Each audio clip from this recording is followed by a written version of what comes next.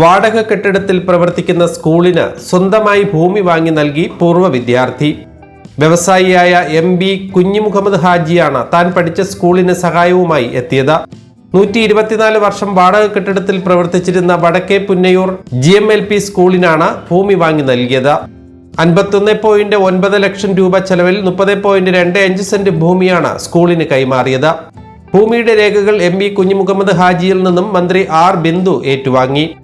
തന്റെ ബാല്യകാലത്ത് സ്കൂൾ കാലഘട്ടത്തിൽ തനിക്ക് നേരിട്ട പ്രയാസങ്ങൾ ഒരിക്കലും വരും തലമുറ നേരിടേണ്ടി വരരുത് എന്ന നിശ്ചയദാർഢ്യവും നന്മ നിറഞ്ഞ ഒരു മനസ്സുമാണ് MB കുഞ്ഞിമുഹമ്മദ് ഹാജിയെ സ്കൂളിനായി സ്ഥലം വാങ്ങി നൽകാൻ പ്രേരിപ്പിച്ചതെന്ന് മന്ത്രി R ബിന്ദു പ്രതികരിച്ചു.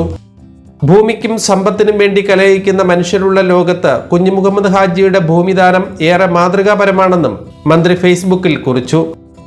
അടിസ്ഥാന വികസന പ്രവർത്തനങ്ങൾ നടത്താൻ കഴിയാതെ അടച്ചുപൂട്ടൽ ഭീഷണിയിലായിരുന്നു സ്കൂൾ.